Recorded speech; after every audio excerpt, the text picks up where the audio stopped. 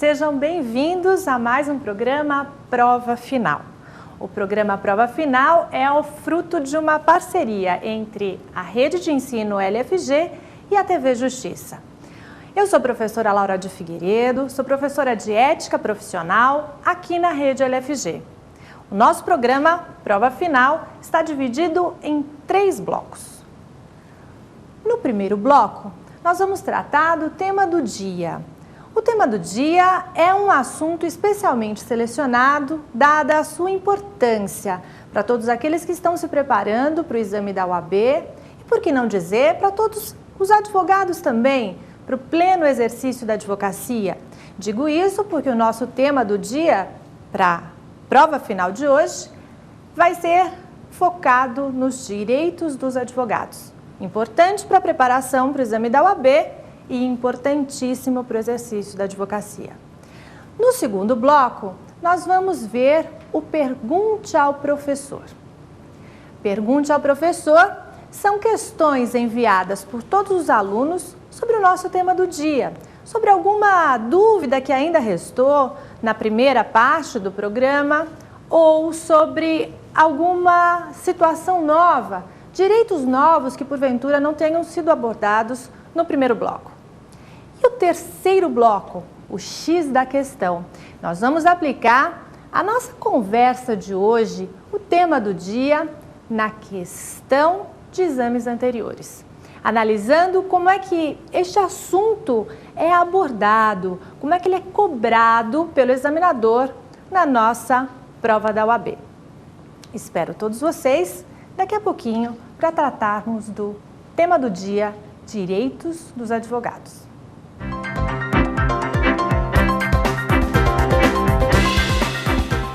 Vamos lá então começar o primeiro bloco com o tema do dia, nesse programa Prova Final, tratando dos direitos do advogado. A gente tem que lembrar que este tema é fundamental para os seus estudos, para você que está se preparando para a prova da OAB. Explico. Este tema, direitos do advogado, sempre cai nos exames de ordem. Todas as provas têm pelo menos uma questão tratando de direitos do advogado. E mais do que isso, algumas provas já trouxeram 4 questões sobre esse tema.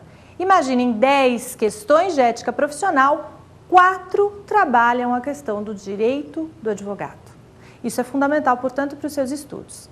E agora, a gente precisa fazer, antes de entrar no tema do dia, um alerta para os seus estudos.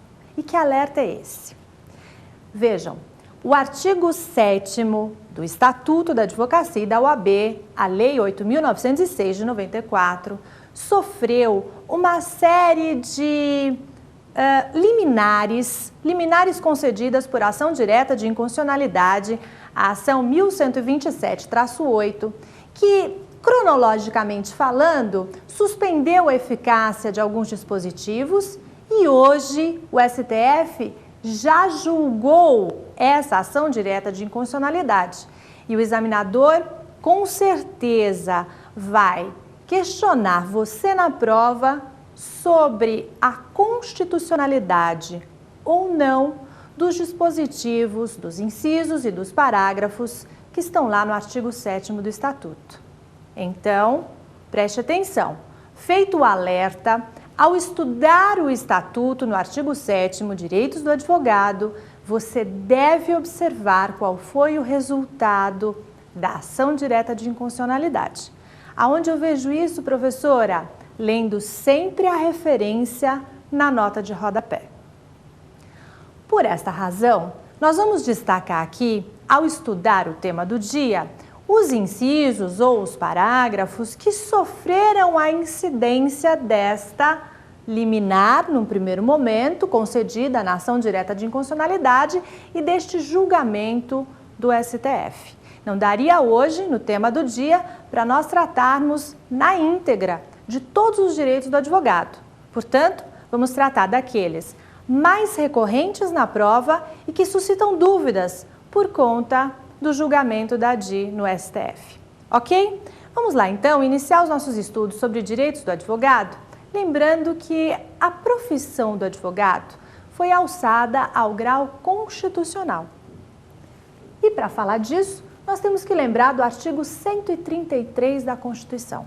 Este é o nosso ponto de partida.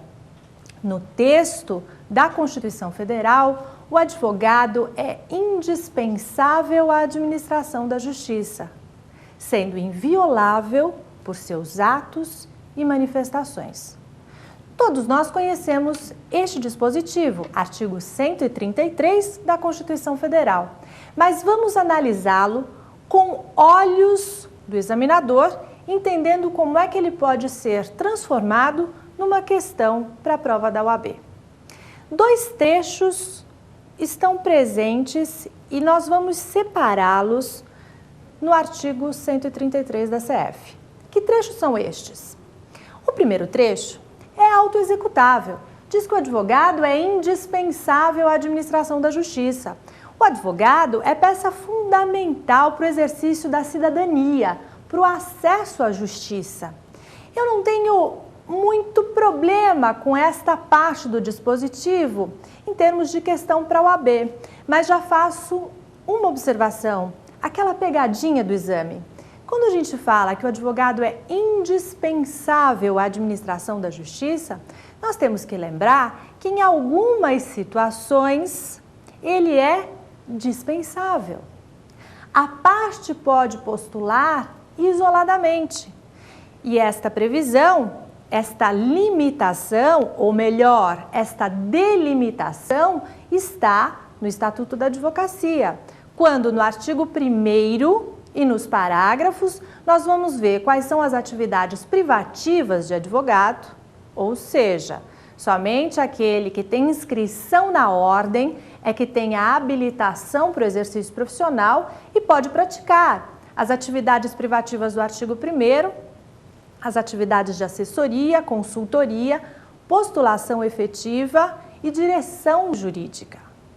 Agora, quando a Constituição fala, estamos analisando o primeiro trecho do artigo 133, de que o advogado é indispensável à administração da justiça, nós temos que lembrar que para postulação nos juizados especiais, na Justiça do Trabalho, esta participação do advogado é dispensável, ou seja, a parte pode postular isoladamente.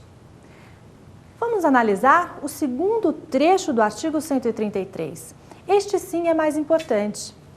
Ele fala que o advogado é inviolável por seus atos e manifestações nos limites da lei.